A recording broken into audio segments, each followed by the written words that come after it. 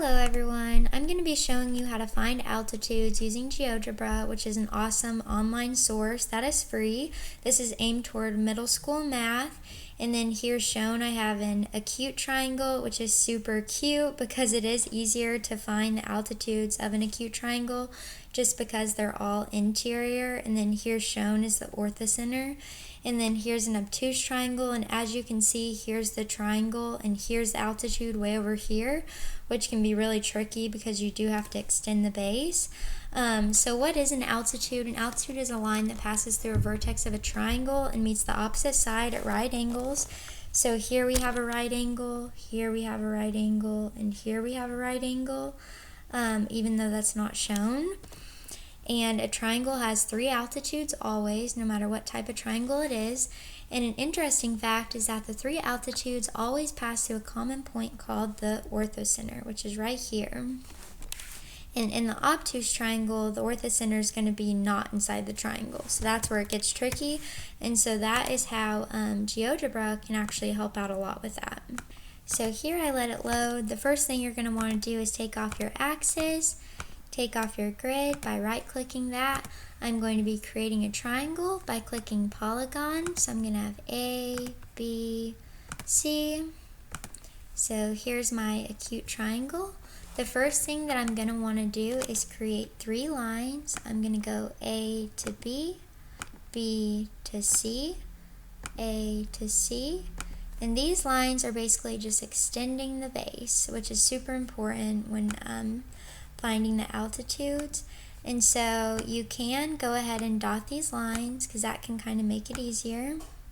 I went ahead and dotted them, and then now I'm going to go ahead and create the altitudes. I'm going to click here, I'm going to click perpendicular line because again an altitude is a perpendicular line.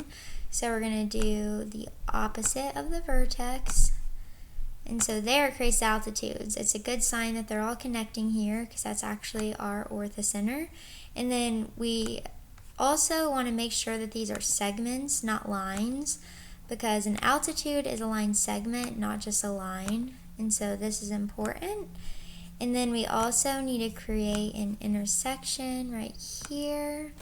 And then now to see if you've done this correctly, you can go ahead and move it around. So as you can see, we still have altitudes despite moving it into an obtuse triangle, so that's always a good sign. So I went ahead and color coded mine. How I did that was I clicked this line, then I went over here and I changed it. And so how this helps me is that whenever I move it to an obtuse triangle, despite the triangle being here, you can still see the altitude base pairs that are outside of the triangle, and you can still see the extension of our base, which is the dotted line. So that's a very cool thing about using Geogebra, and I think that helps out a lot. And then the last thing that's kind of important is going through and clicking angle. The reason that this is important is because your altitude should be at a 90 degrees, and as you can see mine are, and you can tell because I'm going through and clicking the angle on here.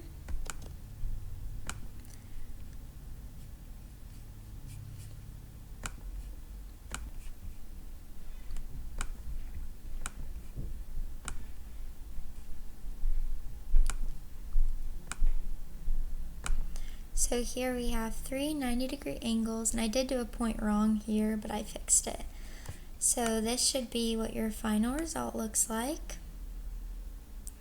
No matter where it is, they're going to be 90 degrees, and then you can see the big triangle.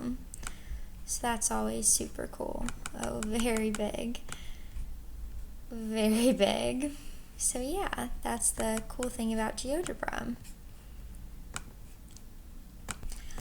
Well, thank you so much for watching, and I used Google Slides and obviously the site Geogebra, and then I recorded with Simple Screen Recorder, and this is the website to go to, geogebra.org, and thank you so much for watching.